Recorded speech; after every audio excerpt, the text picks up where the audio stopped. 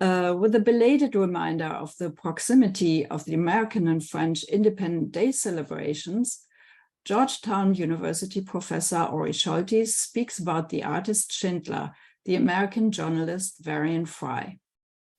I'm Rachel Stern, Director and CEO of the Fritz Ascher Society for Persecuted, Ostracized, and Banned Art, based in New York. We research, discuss, publish, and exhibit artists whose life and work were affected by the German Nazi regime between 1933 and 1945. With this work, we commemorate their lives and achievements. I'm honored to introduce today Ori Soltes, who teaches at Georgetown University across a range of disciplines, from art history and theology to philosophy and political history. He's the former director of the Bnei Brit Klutznick National Jewish Museum and has curated more than 90 exhibitions across the country and overseas. He has authored or edited 25 books and several hundred articles and essays. Recent volumes include The Ashen Rainbow, Essays on the Arts and the Holocaust, and Tradition and Transformation, 3 Millennia of Jewish Art and Architecture, as well as Growing Up Jewish in India, Synagogues, Ceremonies, and Customs from the Bnei Israel to the Art of Ziona Benjamin. After the talk, there will be time for Q&A, so please post your questions in the chat. Welcome, Ori. Thank you, Rachel. It's, of course, a pleasure to be here, a pleasure to be with everyone, a pleasure to be dealing with Eventbrite for the first time in this context. As Rachel said, the idea for this came out of the realization, of course, that July is the month when both the United States and France celebrate their declarations of independence, liberté, fraternité, égalité, liberty, and fraternity, brotherhood, and all those other good things for everybody. But the story that we have to tell is a story in which there were really 3 protagonists against which Varian Fry and his loyal group were operating in their desperate attempt to save people from Nazism, beginning, of course, with Germany itself. And a quick reminder of just a few things. One, that very quickly after the Nazis took power in 1933, Hitler's propaganda minister, Goebbels, developed in that same year a Reich Chamber of Culture to determine what would be great German proper art and improper or degenerate art, and Kunst. And already in that year in Dresden, there was a small exhibition of the wrong kind of art, degenerate art. But of course, everyone knows that the big exhibit took place in Munich in 1937, opening a day after an equally large exhibit, even larger, on great German art. And the irony, of course, is that everybody lined up around the block to see the Kunst, and no one was particularly interested in seeing the great German art. But the Nazi project, more significantly, of course, and degenerate art, you understand, included Cubism, Fauvism, all of those kinds of art that are not in Hitler and Goebbels and Goering's and Himmler's minds beautiful. Anything having to do with Jews, of course, was considered degenerate. And great German art was smiling, muscular, blonde, blue-eyed people and beautiful German landscapes. But the Nazi project, particularly where Jews are concerned, moved from marginalization that began with the Nuremberg laws in 1935 to extermination that began with a kind of ferocity by 1941. The war had begun by 1939, of course, and that brings into play our second protagonist against which Varian Fry would have been operating, and that was France. Because by 1940, France had been defeated by Germany. Well, not all of France. So the southern part of it, which was considered Free France or Vichy France, retained a certain degree of independence from the Nazis. But the fact was, Article 19 of the surrender documents, popularly known as the Surrender on Demand Clause, stipulated that the French would hand over anyone whom the Nazis wanted from them on demand. Well, it turns out that in 1940-41, there were French authorities in Free France, Vichy France, who were not only assisting, but were happy to initiate the rounding up of those whom the Nazis would be interested in transporting back to Germany. And of course, as we know, not too long thereafter, further east, not just to concentration, but to extermination camps.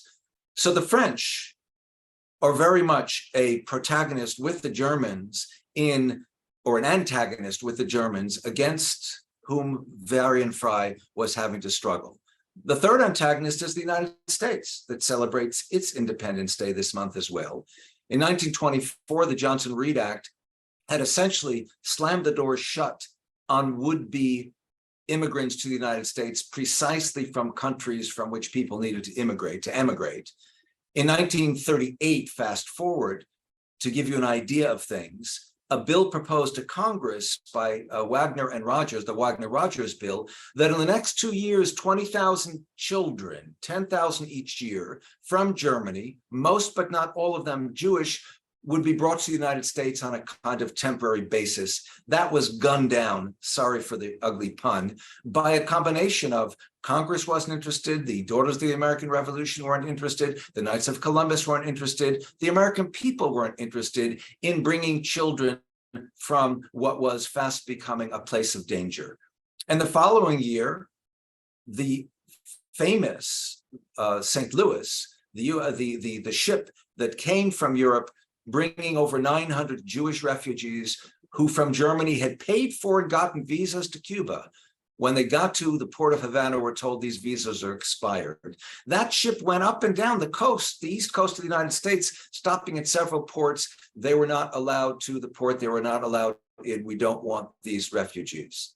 Because when the war had broken out in 1939, the United States declared neutrality, and they did not want to show that they were favoring one side or the other.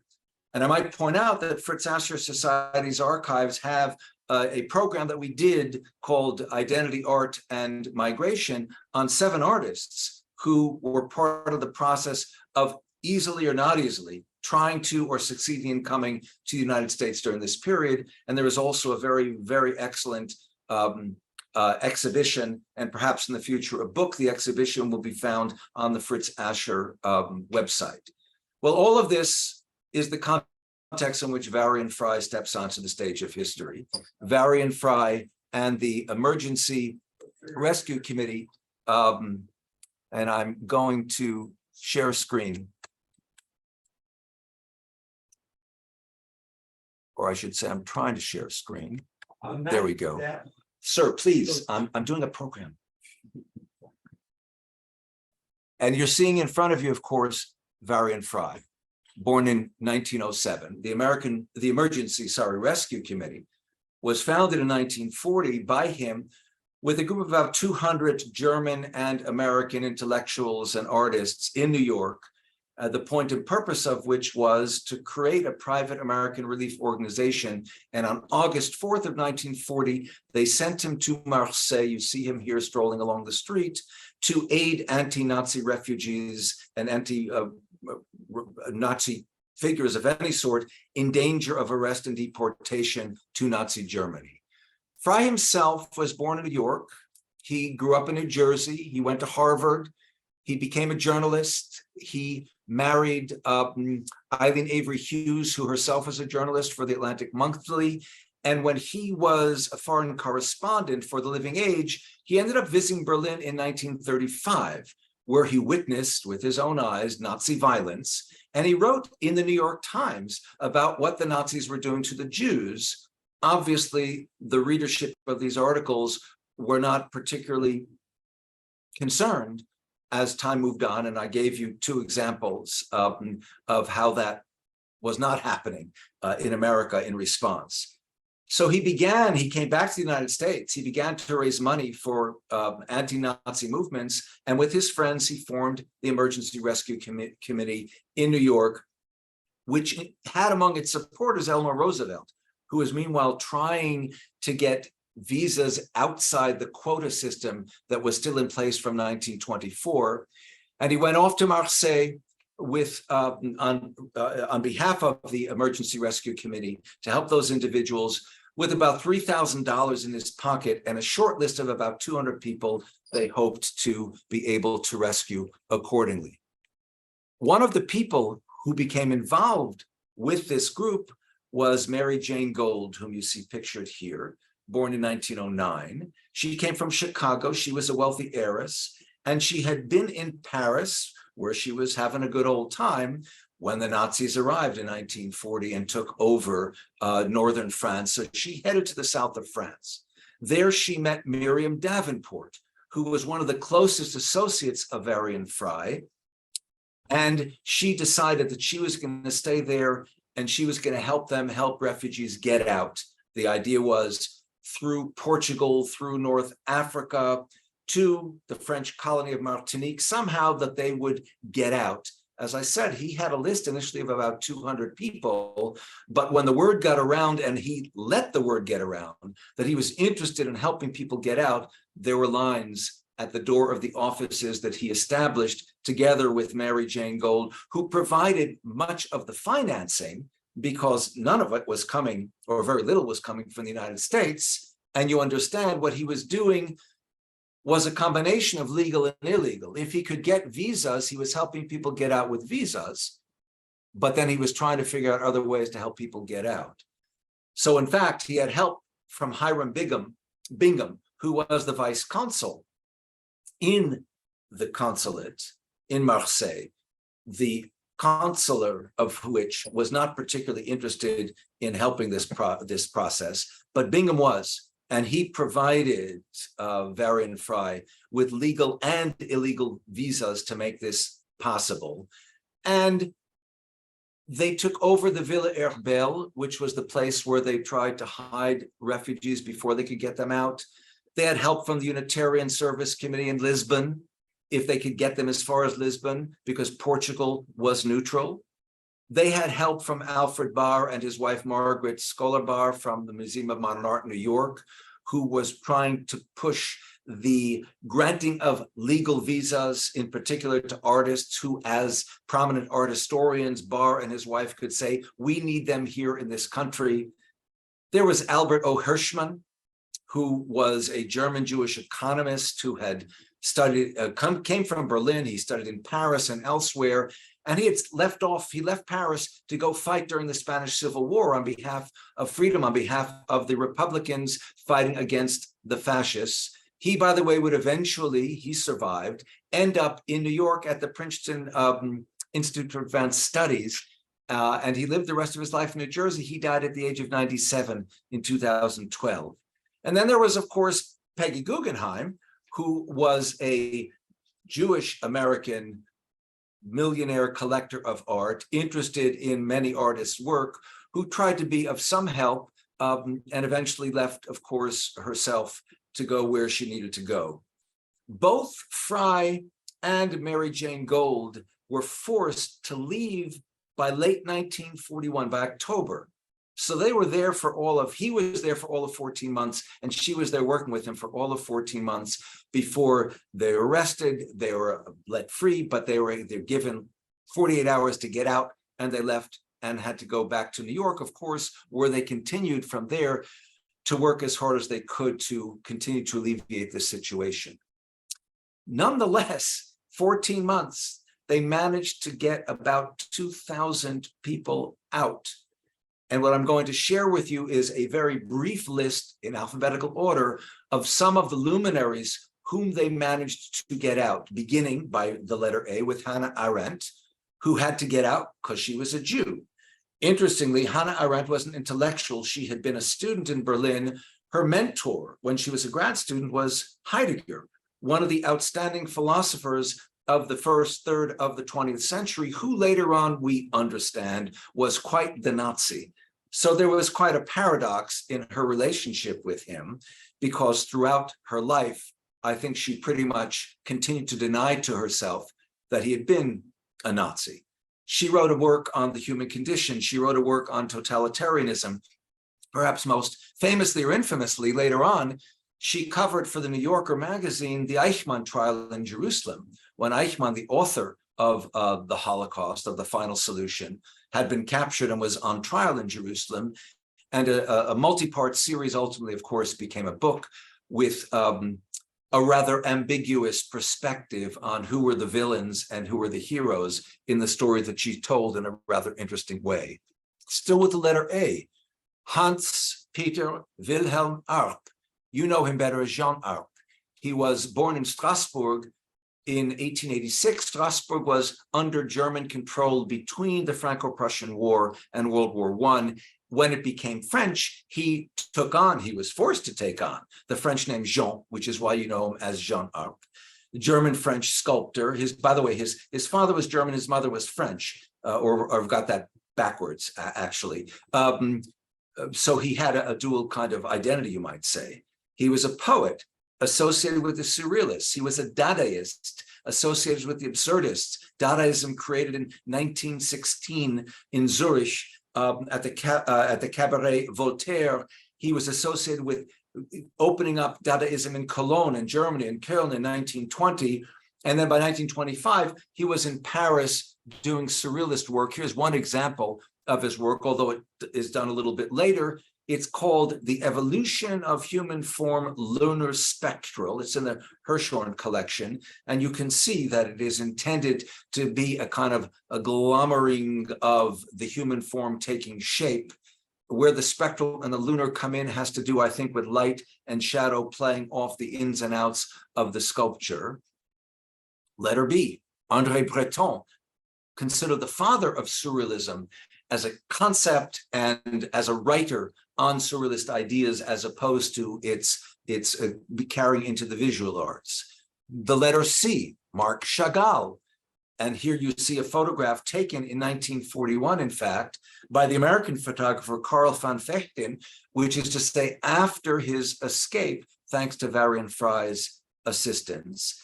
His reason for having to leave, or his reason why the Nazis were interested in him, was both because he was a Jew and because he was a degenerate artist.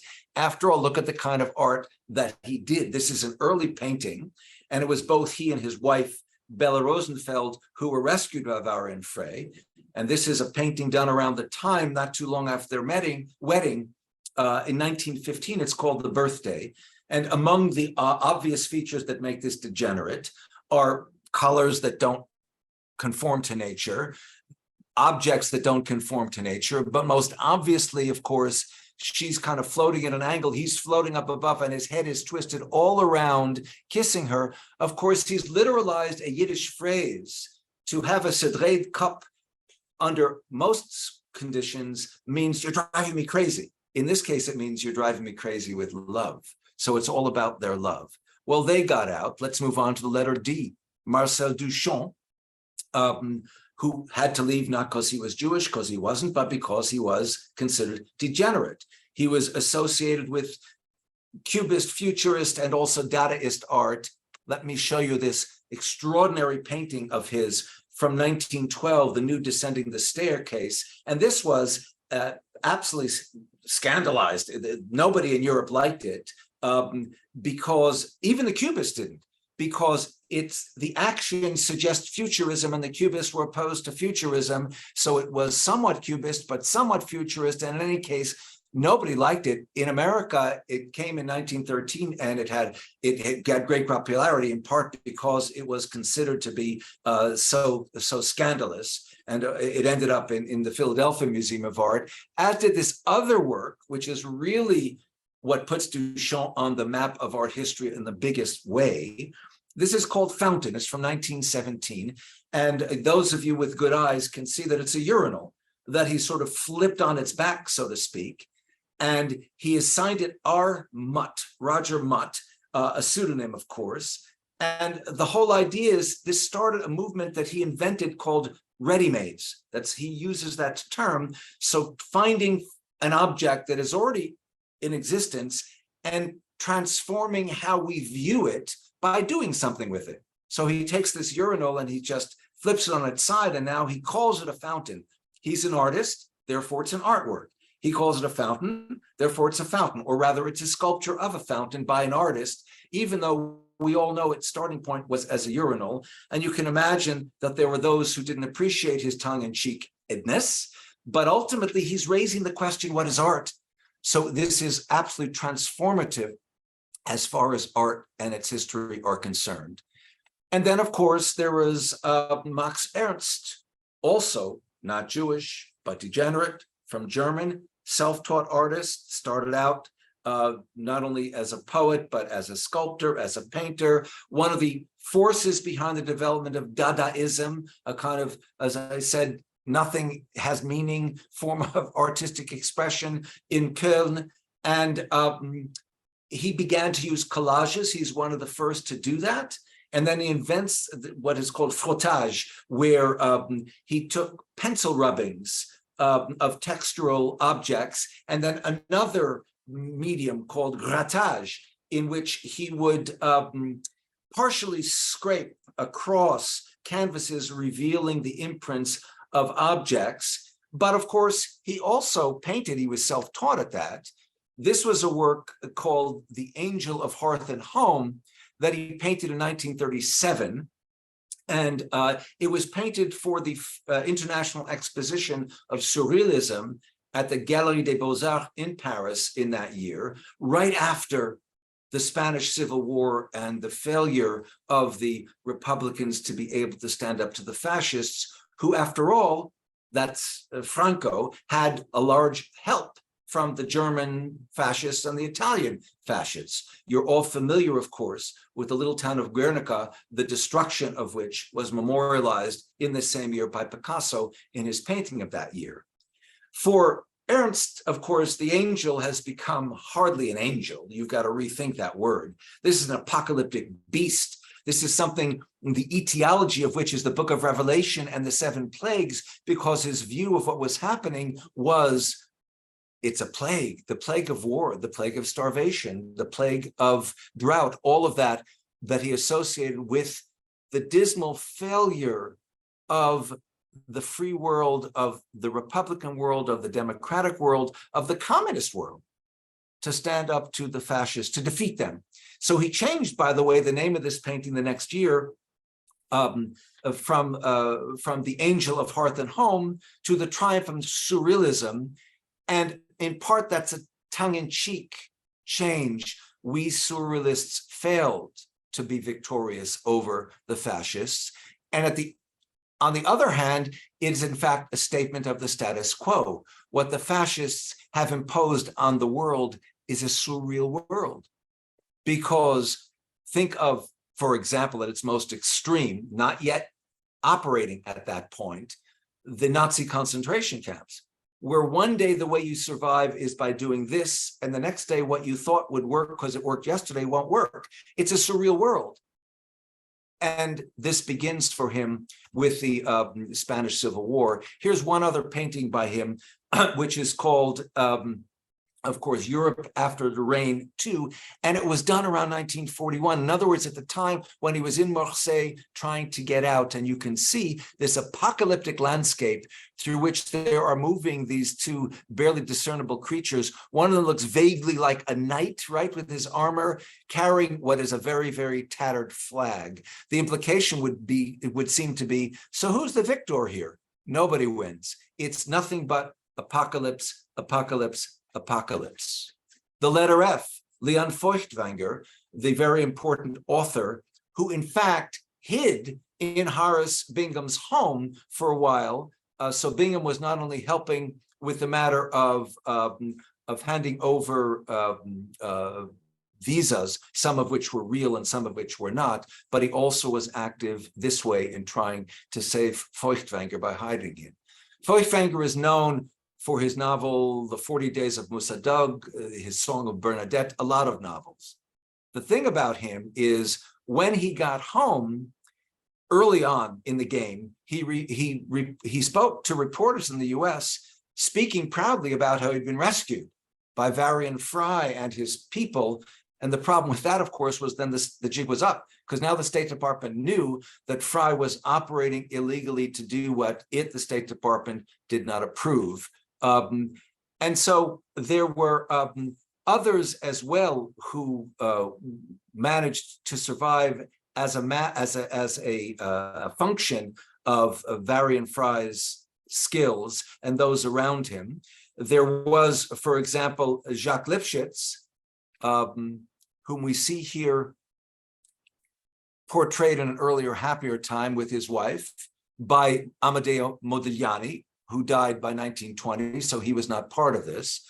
But Lifshitz had already, back in 1927, I'm going to enlarge this a bit, it may get a little blurry, but it's larger at least. He created this work called Pierrot Escaping. And Pierrot, of course, was the Commedia dell'arte clown who is laughing, who is crying while he's entertaining us and making us laugh. And Lifshitz was one of the first to use the principles of cubism, of reducing reality to rectilinear and curvilinear geometric abstraction in 3 dimensions. And here he's done a version of that, only he's kind of flattened his cubistic sensibilities. And what you can easily enough recognize is that that Pierrot has been transformed into a 6-pointed star, which is to say a Star of David, which is to say Pierrot has become the Jew on the stage of history who weeps inwardly while he entertains us who laugh at him, but who can't escape. So in practical terms, you can see that the window frame has below and above the ladder down which he would climb attached, so he's got nowhere to go. He's caught between the ladder and the window, which not perhaps accidentally gives us a series of 4 cruciforms. You could convert, but that wouldn't necessarily get you out. You could assimilate, that wouldn't necessarily let you escape. And this proves to be prophetic. This is 27. By 7, 8 years later, it wouldn't matter to Hitler and Goebbels and Goering and Himmler et al. Whether a Jew, whether a Christian had 1 or 2 or 3 grandparents who had been Jewish. That would be sufficient to get a one-way ticket to the concentration camp. So this proves to be rather prophetic. In 1937, the decade later, Lifshitz created an extraordinary large plaster sculpture, huge, called Prometheus Strangling the Vulture for the 1937 World's Fair in Paris. And he's combined 3 ideas.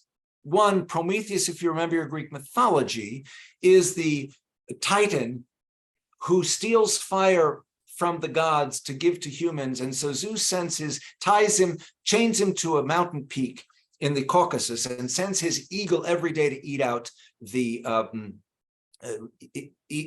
Titan's innards. But he's transformed this into a Prometheus who is not being attacked by, but strangling the bird that is not an eagle, but a vulture. So he's transformed it. In the original, the Prometheus had a Phrygian cap, which since the time of the French Revolution had become the symbol of democracy. But Lifshitz has also combined this with the idea of Jacob wrestling the angel, except it's Prometheus wrestling and having victory over the vulture. In any case, the large original that he did in plaster was destroyed by right-wing fascists who did not appreciate what was a well-expressed allegory of democracy fighting against fascism. So when Lifshitz got out, eventually, he was able to create another version of it, several versions of it, in 1944 that were cast by 1952, 53, and that's what you're seeing here. One of the smaller versions, there's a huge version on the steps of the Philadelphia Museum of Art, right where Rocky comes in Rocky Balboa at in that marvelous journey at the top of the stairs, and so on and so forth. So there were others. Lifshitz moved us to L. Of course, there's another L. There was Wanda Landowska, the renowned Polish harpsichordist. There was Claude Lévi-Strauss, the French-Jewish anthropologist, one of the fathers of anthropology in the 20th century. His work, The Raw and the Cook, of course, being one of his most famous books. There was Bohuslav Martinu, the renowned Czech composer. There was Max Ophüls, the German film director, Letter from an Unknown Woman, Valse Brillante, Chopin, and others. There was Franz Werfel, who was rescued with his wife Alma Mahler-Werfel, the Czech-Austrian novelist who was the author of, and I think I misspoke a moment back, I think I ascribed these to Furtwängler, I apologize, who wrote The 40 Days of Musad'Duk and The Song of Bernadette, and it was he, Werfel, I again apologize for that miscue, who was the one who spoke to reporters when he got to the United States, and as a consequence, the State Department joined, in a sense, with the French in putting pressure, or at least wouldn't protect Varian Fry from the French, and that's why he and Mary Jane Gold had to leave. So there were those that weren't saved. There were those who couldn't be saved. And there are two kind of categories that within the south of France we might include in this discussion. There was, for example, Walter Benjamin, the great German Jewish thinker, who made it over the Pyrenees, led by Lisa and Hans Fitko, another pair of individuals who were associated with Varian Fry, and got over the Spanish border and were waiting in a hotel for permission to go further so they could get to Lisbon. And that's where Benjamin died. It's not clear whether, because he apparently was taking morphine to help him sleep, and he was very nerve-wracked by this whole process, as you can imagine. So it's not clear whether he mistakenly took more than he should have or whether it was an intentional suicide. But the point is, he's someone who didn't make it in spite of Varian Fry's best efforts. And then there were, of course, some individuals who were in the general area, but who were not part of his ambit. And the Fritz Ascher Society also did a program on Charlotte Solomon, which some of you may have heard, who was a young artist, so unknown, so would not have been part of his circle, born in 1917 in Berlin, who had arrived in the south of France, ultimately sent there by her father and stepmother to be safe with her grandparents, and who even had an opportunity to leave with a different wealthy American woman who wanted to adopt as many children as she could to get them out, but she didn't want to. She'd fallen in love, and she ended up marrying another German Jewish refugee, which was a strange thing to do, not to marry him, but to go to the city hall to have the marriage performed, to make it really on the up and up. That meant that everybody knew exactly where they were. And ultimately, she ended up in Auschwitz and she perished in 1943. This would have been a year and a half after Varian Fry and his operation were over. What she left us with, as many of you know, was over 900 gouaches in a collection that became the kind of what she called the story of my life in words, visuals, and with music instruction. And it was called Leben oder Theater, Life or Theater. So there's a sense in which when one looks at this whole story of Varian Fry and those around him who were trying to rescue, and those whom they rescued, and those whom for various reasons they could not, and the whole larger arena of what is going on during that period, that one has to wonder, are we talking about life or is it theater? In 1942, the Emergency Rescue Committee and the American branch of the European-based International Relief Association combined to create the International Relief and Rescue Committee. It was later simplified to the IRC, International Rescue Committee. It's still operating today, and it desperately advertises for help in trying to help the many refugees who, as you know, can be found across this planet right now for various reasons. As for Varian Fry, he was the first to be inducted into the forest of the righteous among the nations that is part of Yad Vashem, the extraordinary Holocaust Memorial Museum outside Jerusalem in Israel. And his papers and the papers of Mary Jane Gold ended up in the hands of Pierre Sauvage. Pierre Sauvage will be producing a documentary that I think is due out in 2024, which I expect to be an extraordinary exploration of this story, obviously in much more detail than I've offered it just now in this brief excursion, but also, if you will forgive me, as a bit of an antidote to the enjoyable but rather misleading 7-part Netflix series Transatlantic that pretends to sell the story of Varian Fry, and in part it does, but there are a whole range of elements within that fictionalization. They're unfortunate just because they either distract or deceive with regard to actually what was going on. And with that, I am going to stop my share, come back and face whatever questions anyone might have.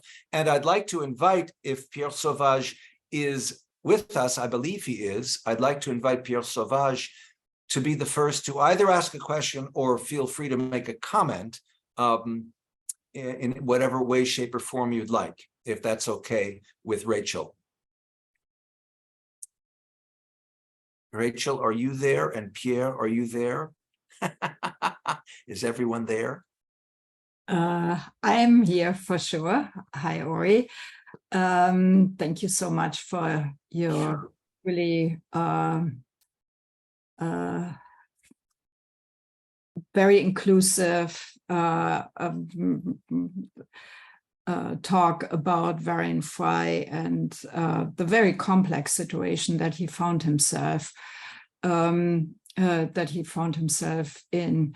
And I ask everyone to please put your questions in the chat function or in the Q&A. And we already have a few questions. I did not see Pierre Sauvage signing in, so he That's might be okay. here. He might be here anyways, but I did not. Right. Not everyone who registers ends up showing up. We know that. We know that. Right. But I do commend his work to everyone's attention, as I already did.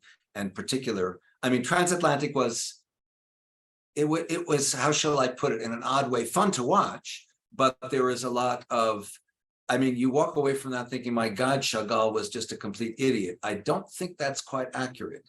You come away from it thinking, Varian Fry's primarily preoccupation was in his personal life, almost to the point of not being careful as he should have because of what he was trying to do. And there are a whole series of other details, of course. And I realize that a feature film or series reserves the right to take certain liberties to fictionalize. But for my stomach, there was just a little bit too much there. Yeah, and it was not a direct fictionalization either, because it was Julie Oringer's novel, The Flight Portfolio, was the first novelization, and then the Netflix miniseries Transatlantic took her novel as a basis for their interpretation. So there are many steps in between to between the facts and the final product. Yeah, so I see that first question from Debbie. Can you tell us more about how Varian Fry went about saving people? What did he actually do? Thank you. And the answer was twofold. The main thing that he did was try and get people visas. And of course, we were not granting visas. And that's where Bingham came in as a very important partner who was willing to help provide him with official visas, which in fact had not been, what's the word I want, countenanced by the State Department. So providing people with illegal visas. The second thing, which he was part of, I think Lisa and Hans Fitko were the ones who figured out how to do this, was taking people through the Pyrenees to the border where it wasn't being patrolled, or hoping to get to places where it wasn't being patrolled by the French to get them over into Spain. And Franco was, ambiguous about this. Franco at sometimes clamped down on Jewish refugees, at sometimes he had open arms. There was also the matter for Varian Fry of having there were a couple of people in the what do you call it? You know, ships that carry materiel, not passenger ships. What's the word I'm looking for? You know what I mean? That kind of ship. And there was apparently one captain in particular whom he had run into in the past over chess, because they were both chess aficionados. And this guy agreed that if Fry could get X number of refugees into his hold at a certain point, he'd take them away and get them to a point from which they could get elsewhere. So there are a couple of different ways that he tried to save people. And obviously, 2,000 people is a lot of people, you know? Exactly. And I think it's also, one has to remember that getting out of the country was almost impossible. Like, you had to have all these visa. You had to have a visa of the country who would accept you. Right. But you couldn't leave without their knowing where you were going. Sorry, go ahead, Rachel. But you also had to have a visa. You had to be allowed to leave the country, and then you had to leave, have a visa. If you went by train through Spain to Lisbon, you had to have a visa for Spain. You had to have a visa for and all these visas had to be current. So what would happen to a lot of these refugees was that they had one visa, but the other one had expired, because the lines were very long. At that point, when Fry was there, almost everybody realized that they needed to get out of the country. So there was a huge competition, and many people who wanted to get out of the country. And so the visa problem was huge, and Fry had people who falsified visa, and that's where the consulates come in, of course. Exactly. And as for Bingham, someone asks what happened to him. He was forced to leave the State Department. He came from a very well-heeled family. I mean, it's not like he then starved. And in fact, he played a role apart from this in helping a few artists get into the United States during this period otherwise. But he came back to the United States. He was okay. He was okay. And thank you for reminding me. Yes, the word I was looking for was freighter, right? That's the kind of ship that I meant. So there are a lot of questions in the Q&A. So I think maybe we want to start from the beginning. Tekla is asking, please explain why Goering, for example, collected looted art, including so-called degenerate art, for his own collection. It's not really connected, but maybe a quick answer. Yes. So he expanded his hunting lodge outside of Berlin into this humongous place in order to make room for his art, because he had very small c Catholic tastes. He liked a lot of kinds of art, whereas the Führer did not. And I always imagine, you know, the Führer coming to visit him at Karlshalle, and he's got to quickly hide the stuff that the Führer won't like.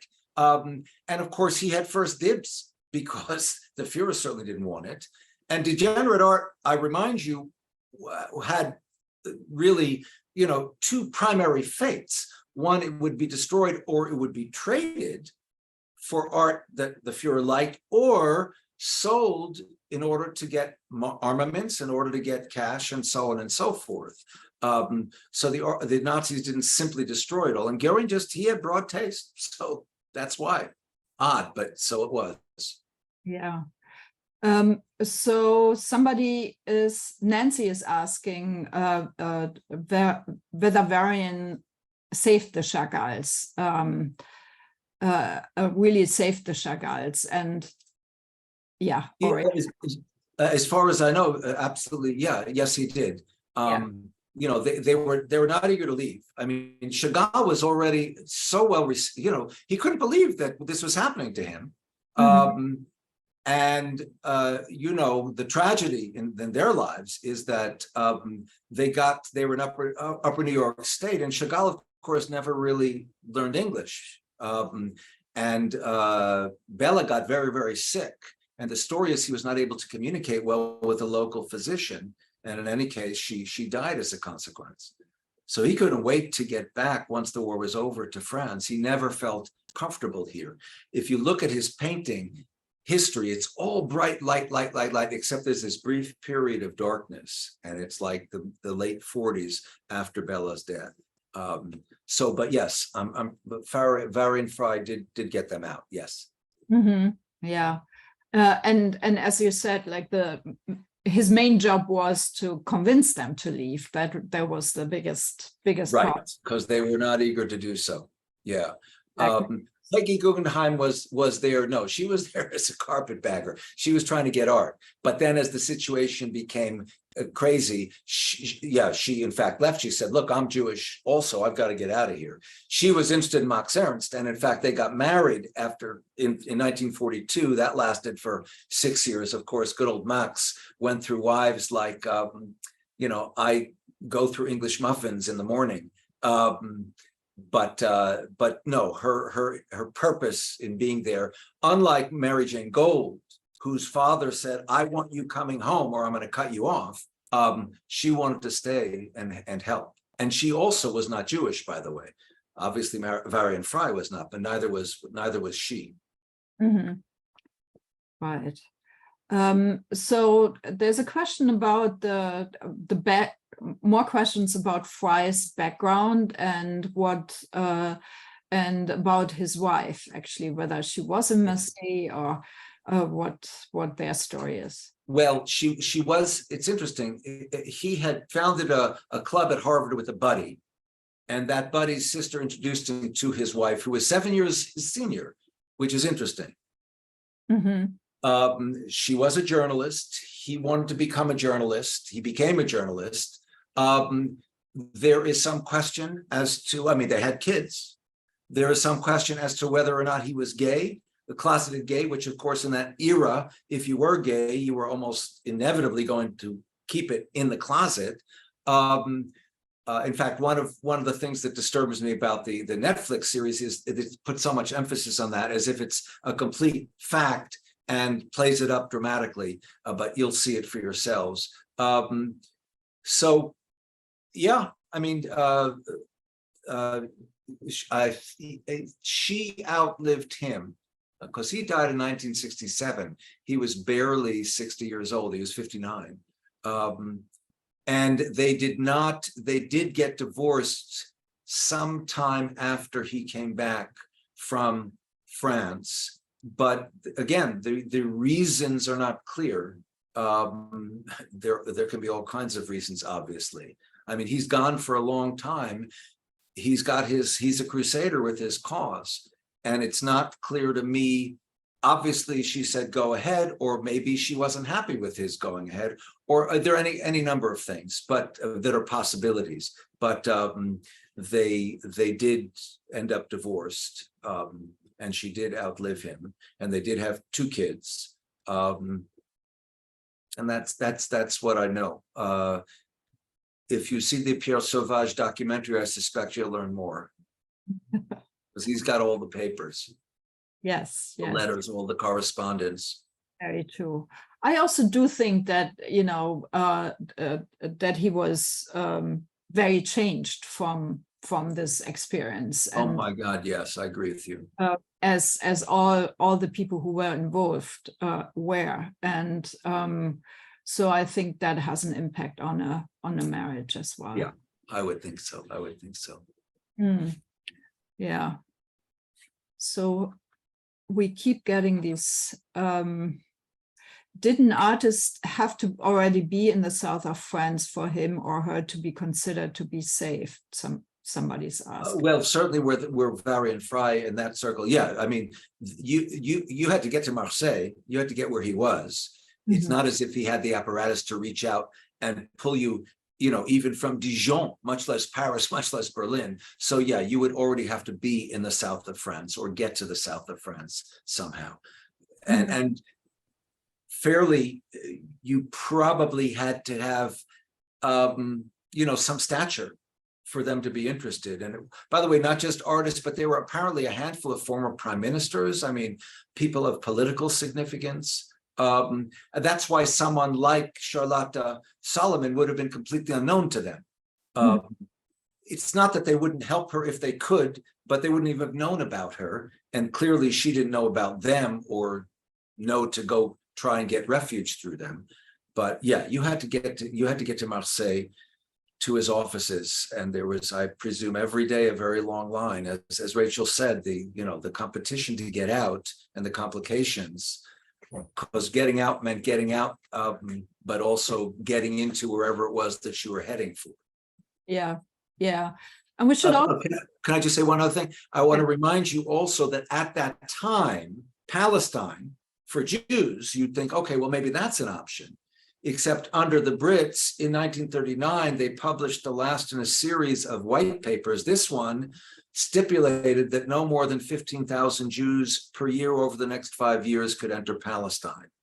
So that wasn't an option for most. And that's why you get, ships, refugee ships and all that sort of stuff, even, of course, after the war. That's where the story of the Exodus comes in. So the options were very few and far between. Yes. Sorry, go ahead, Rachel. Yes, very true. And Marianne is reminding us of Fred Stein, the photographer Fred Stein. We did an event about his work, and he also was enabled to leave the country because of Fry.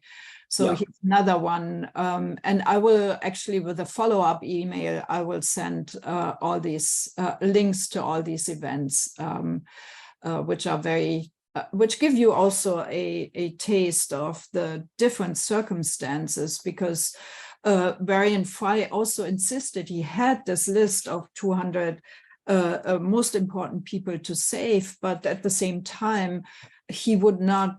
There were many others who were not celebrities, and he would insist on saving them as well. So he would not only follow the list that he received, but he would also save other people. Plus, there was like a twofold operation. There was one operation that provided the refugees with food and clothing and humanitarian help. And then there was this other operation that was really targeted to get people out of the country. And so for Varian Fry, it was a constant juggling of all the responsibilities that he basically took on, because he had seen what was happening in Nazi Germany to Jews and to to the people that the Nazi regime did not appreciate. And so he had that very clearly, he had seen that and knew what would be happening to all the people he doesn't save. Yeah, exactly. Very clear.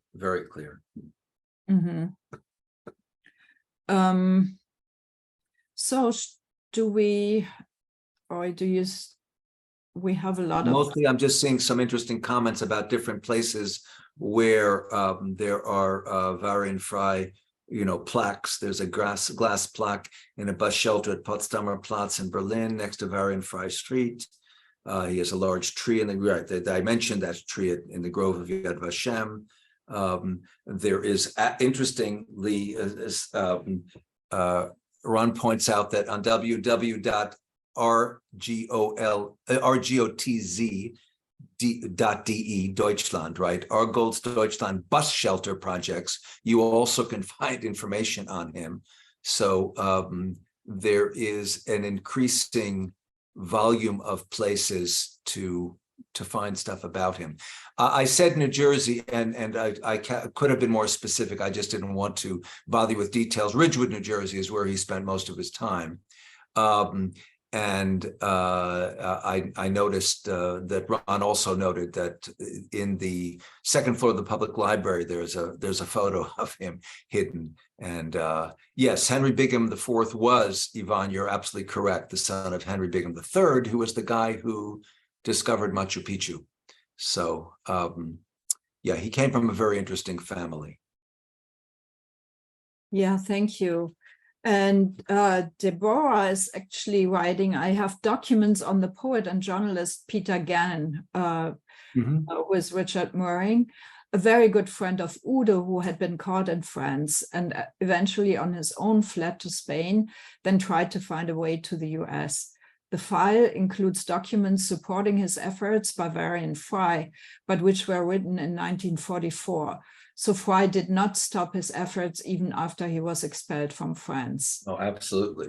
Yeah, he continued to work. He was very, very active from the US. And interesting enough, like a lot of the people who were involved in the rescue mission, when they came to the US,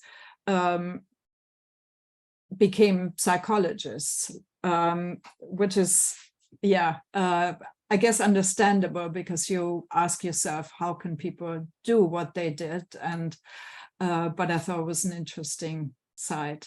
Yeah, and you have, you know, people like I mentioned Alberto Hirschman, who was a German Jewish economist and political scientist. He had an early opportunity to leave, and he didn't. His sister Ursula did leave, and she wanted him to come with her. He said, "I've got to stay." So he stayed and worked with Fry and his group, and eventually, of course, he got out. And as I mentioned, he ended up in Princeton, as did Hannah Arendt at the Institute of Advanced, whatever it's called, where he lived until he died in 97, at 97. Yeah. And Sauvage also, by the way, did a film on the town of Le Chambon, with which he had an association, which was the town famously in France that protected and saved its entire Jewish community, and sort of stands as a symbol of the proof that you can do something if you are willing to do something. It isn't necessarily nothing I can do.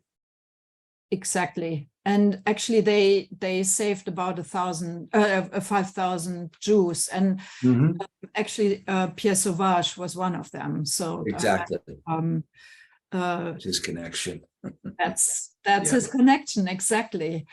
And somebody is asking how many of those on the original list actually made it out. I kind of have the feeling it was more of a fluid list where people would come on and drop off, but maybe you can. But no, the list he brought with him, people would come and drop off, but I think most of those were on who were on the original list. Most of them did make it out. Obviously, the poster child for someone who did but didn't is Walter Benjamin, because he was on the original list and he made it out as far as Spain, but then he died. He didn't make it out. But most of them did. Yeah. So exactly.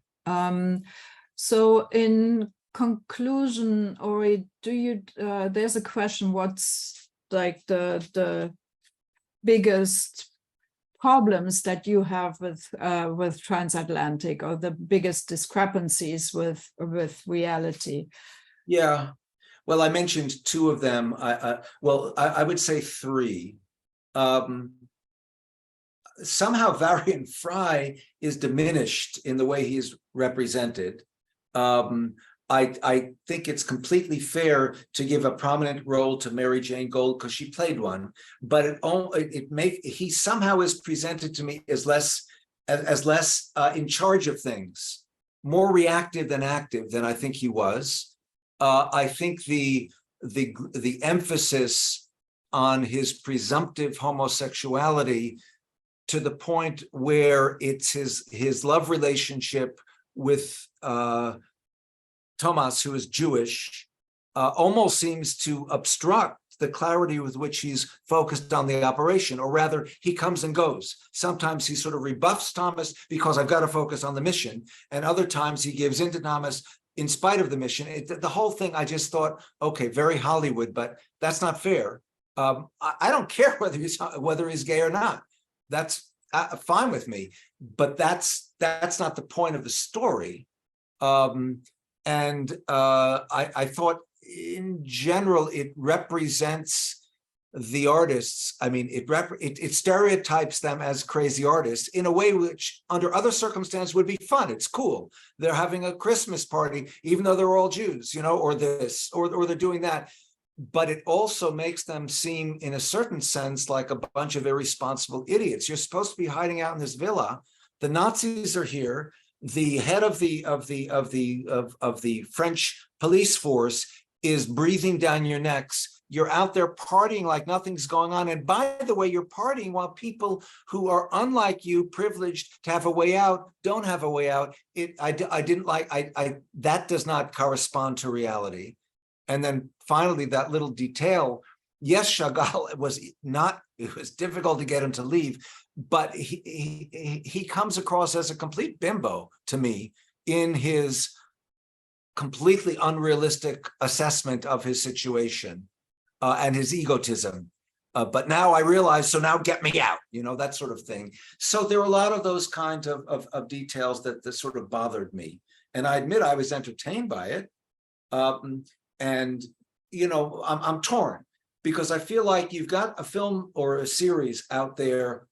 It at least wakes people up to there was a Varian Fry, and this is what he did.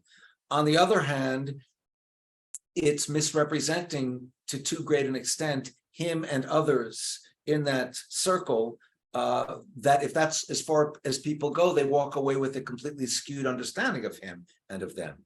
Right. So, you know, George Clooney's The Monuments Men does that but not nearly to as an egregious extent. It Hollywoodizes to a certain extent what these guys were doing, but it was much more valuable as an instrument for making people aware of the issue of Nazi plundered art and what was happening afterwards, without, you know, making huge egregious errors that completely miscued the situation and the story. So yeah, that's it. That's my comment. Now, of course, those who haven't seen it will watch it, but maybe with your thoughts and our reservations about it, about the media. See it anyway, but then make sure to see Pierre Sauvage's film when it comes out. Exactly, and by the way, I don't get a cut.